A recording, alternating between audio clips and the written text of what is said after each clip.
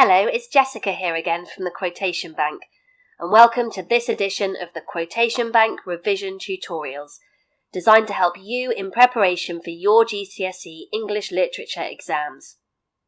In these videos, we take a key quotation from the text and provide a great model for how to go about analysing it precisely and how to get the most out of it in an exam, as well as providing you with the framework for an excellent revision activity you can then do on your own.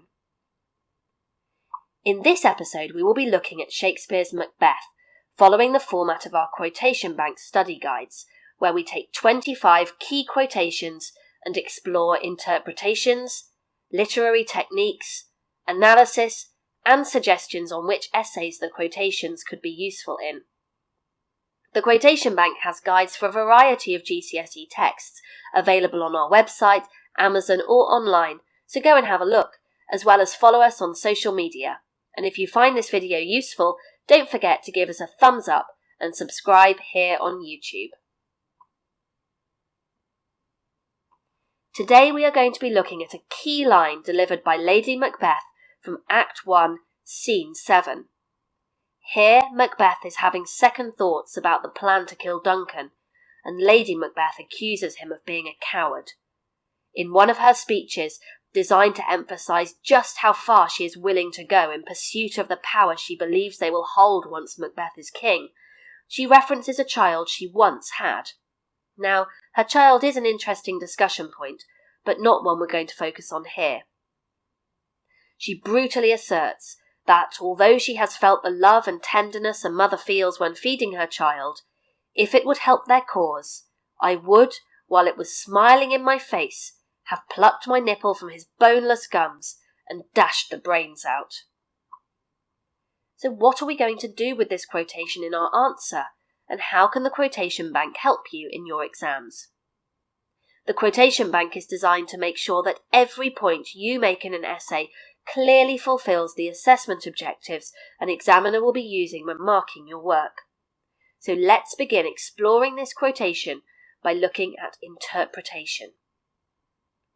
As you can see here, the interpretation of each quotation allows you to fulfill Assessment Objective 1, responding to the text and giving an informed personal response.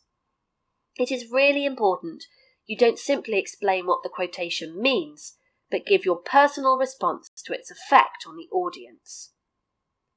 So in this quotation, we have discussed the fact that producing and caring for children was a main role for women.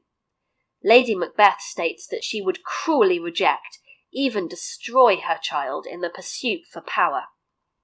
It's very important to remember that one of the key ideas in the play, and in society at the time, was a sense of order, that people all had defined roles to play, and that one shouldn't look to break that order. The most obvious example being, of course, Macbeth committing regicide, killing the king, and disturbing the rightful order of hierarchy for the throne. This quotation really accentuates the fact that Lady Macbeth is leading the breakdown of order in the play. We deliberately use the word producing in our interpretation. In context, wives were meant to produce male heirs for their husbands, and when they didn't, order broke down. We're only 80 years or so after Henry VIII was divorcing and executing wives for not providing him with a son.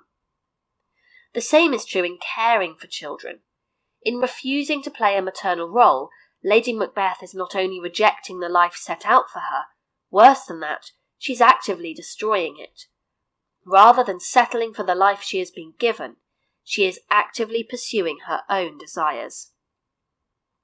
So in conclusion, Lady Macbeth's rejection of her wifely duties, her maternal instinct, all to goad her own husband into doing what she wants, very much highlights the idea of order within the play. But now we want to delve into some detailed analysis of how Shakespeare conveys this idea to the audience, and we're going to start by identifying some literary techniques. As you can see here, using subject-specific terminology correctly, in this case the literary devices used by Shakespeare, is a key part of Assessment Objective 2, and in this quotation there are some very specific language choices, as well as use of imagery. It is really, really important at this stage to remember never simply technique spot, that is, just identify literary devices, for example saying, "this is a metaphor," or suggest that Shakespeare uses imagery as it puts an image in the audience's head. When we identify a literary device, it is important to analyse the effect of that specific example. And if you don't know what the technique is, it really doesn't matter. It is the analysis that counts. So let's get to that analysis. We have provided as much analysis as possible. It is a great idea to analyse the quotation in detail. You need to do more than just say what it means, but also what effect the language, form and structure has on the audience. For instance, in this quotation, try to bring out analysis of 5 or 6 different elements of it to really give depth to your response. As you can see, in our analysis we have precisely focused on between 1 and 4 words, rather than the whole quotation in one go. So let's really begin to analyse some specific details.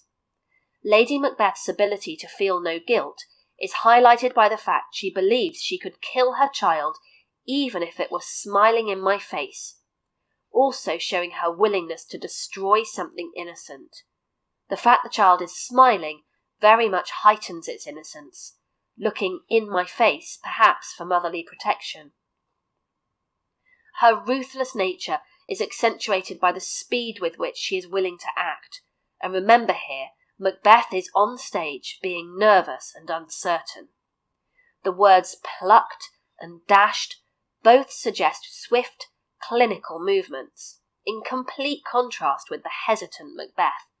So again, the audience is seeing that breakdown in the correct order of things we mentioned earlier. Finally, the use of the phrase "dashed the brains out" foreshadows the horrors acted upon children later in the play, and again she is rejecting her traditional womanly role as a mother. Let's put this violence into some context. At the very beginning of the play, the brutality of Macbeth as he attacked his enemy and unseamed him from the nave to the chaps and fixed his head upon our battlements is seen as brave and heroic. It is not necessarily the violence that affects the audience here. It is how it is committed and what it signifies. The baby is dehumanised, described as it and the, rather than he. The nipple should be an intimate connection between mother and baby, and boneless gums emphasises its vulnerability and innocence. Soldiers, warriors and so forth are allowed to be slaughtered on the battlefield. It was honourable and noble. But again, going back to the correct order of things, the attempted execution of Fleance, the savage slaughter of Macduff's children, his pretty chickens, these are all acts that begin from this point in the play. By stating she would destroy her own innocent child without a second thought, lets Macbeth know that she expects him to pursue the throne by any means necessary. Now, although this is a really interesting and rich quotation, it is important that you only use it if it is relevant to the question you have been set, and so we are going to look at which essays this quotation might prove useful in. Your answer needs to be focused to fulfil Assessment Objective 1. This section helps you choose relevant quotations and link them together for stronger essays. This quotation certainly provides useful explorations of the theme of gender within the play, be that the role of female characters or the dynamic between Lady Macbeth and Macbeth. It is also fantastically useful if you were to be asked about the development of Lady Macbeth. This guilt-free assertion that she is making is certainly at odds with the guilt-ridden madness of her final scenes. It could also be used to explore the theme of violence. As I mentioned, violence isn't necessarily a negative thing within the play. So what makes this any different, and what does it tell us about Shakespeare's ideas around morality? Why is dashing the brains out any different from placing an enemy's head on your battlements? That brings us to the end of our analysis of this quotation for today. I hope you found it useful, and if you have, do give a thumbs up and subscribe for more videos from the Quotation Bank. don't forget to check out our study guides, where we follow the revision structure you've seen today on 25 key quotations, as well as being full of essay plans, revision activities and more. They're available from our website and other online stores. And follow us on social media. Send us a quotation and we'll try to help you out with your analysis. Thanks for listening and good luck with the exams.